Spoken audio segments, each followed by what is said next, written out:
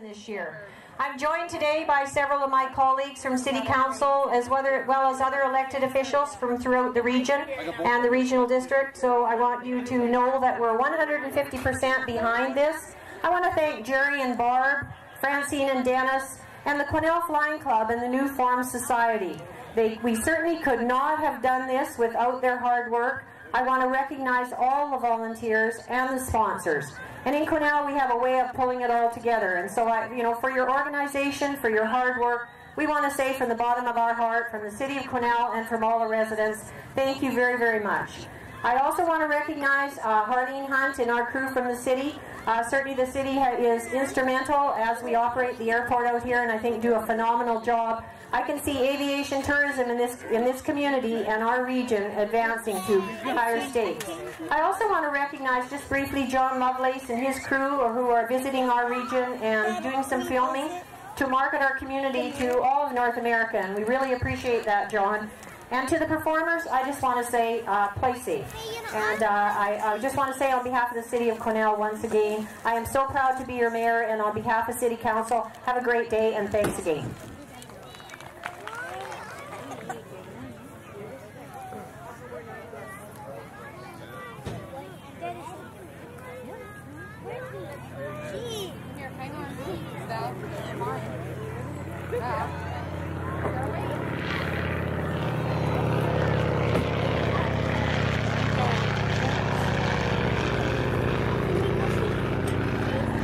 And ladies and PT-17 Stearman.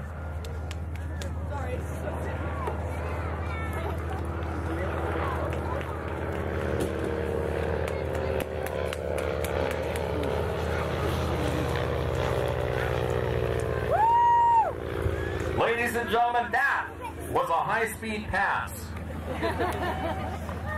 Oh, just wait, there's more.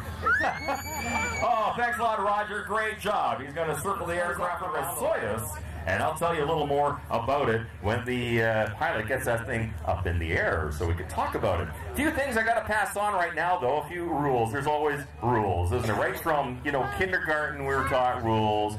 Right up to, there's rules. Rules like, please, no smoking in the spectator area. If you really got to have a cigarette, we ask you to head to the parking lot and have it there. Mainly because we're on grass. We don't want any problems despite the rain that we've had. And also the static aircraft. Look at the beautiful static aircraft we have over there. All sorts of cool things. Home builds and much, much more. Check out the static aircraft. But please, no smoking around there. The Chinese Nanchang CJ-6A.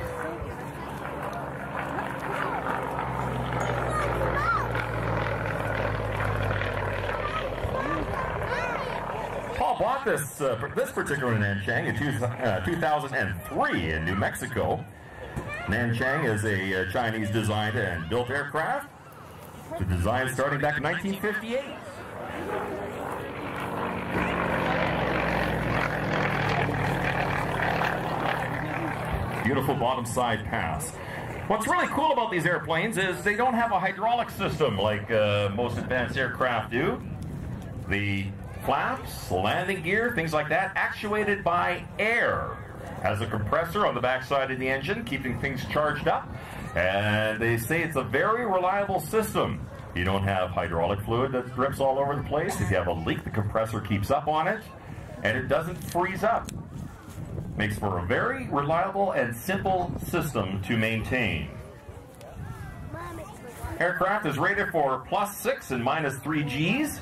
Telling us it's a very, very strong aircraft. From the right.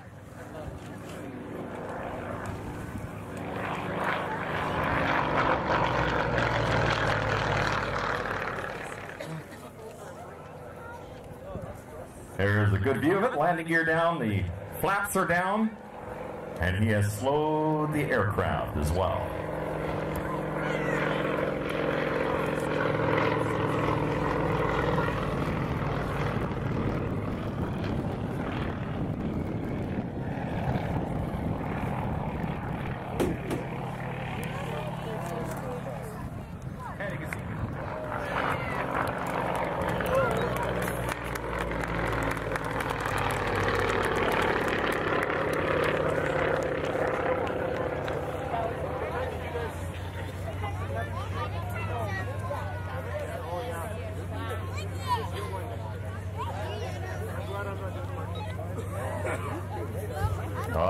again, you can see the landing gear has come down, and he has put the aircraft back into the, what configuration? Dirty configuration, that's right.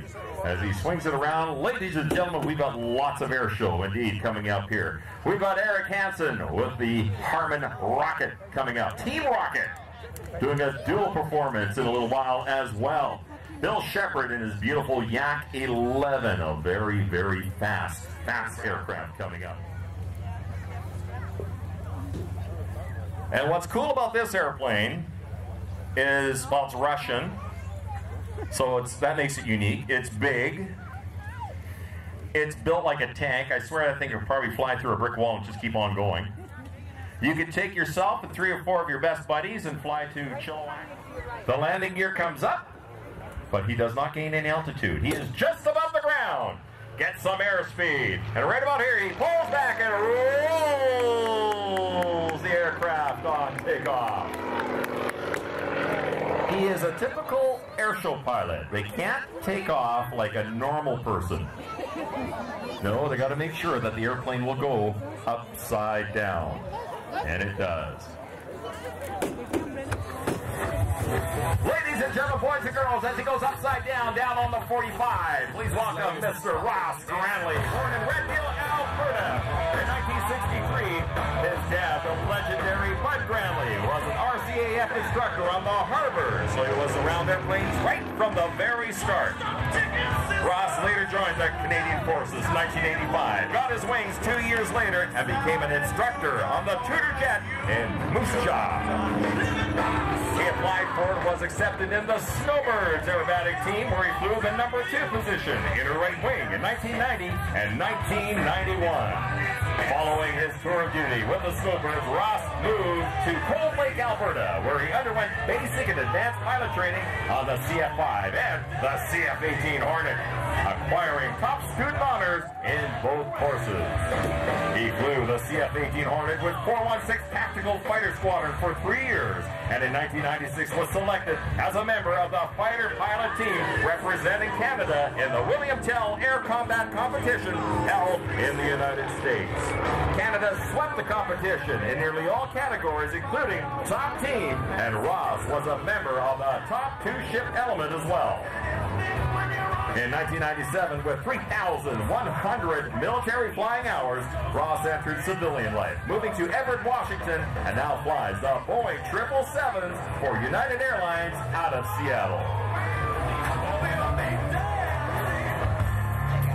Diving down from the left, lots of airspeed as he pulls back and starts to roll the aircraft slowly around, upside down, over the knife edge, and right side up once again. A beautiful, graceful, big airplane. Now, what's unusual about this aircraft as well, other than the fact you can take a bunch of friends with you and go to Chilliwack for pie, most aerobatic aircraft have a control stick that they move around, just like a fighter plane.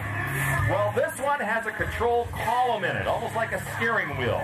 Makes it much more difficult to do the maneuvers that you see here today.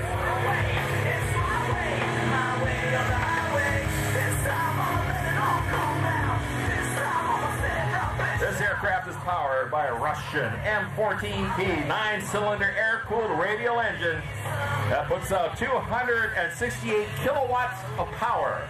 What? No, that's 360 horsepower. As he goes up, it doesn't fly anymore. He's just going to let the weight of that engine pull the aircraft down towards the ground, once again, making sure that, yes, gravity is still on.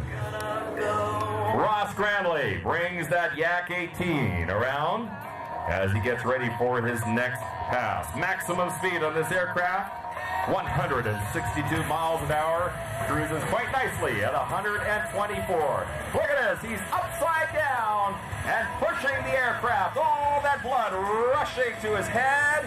Oh, that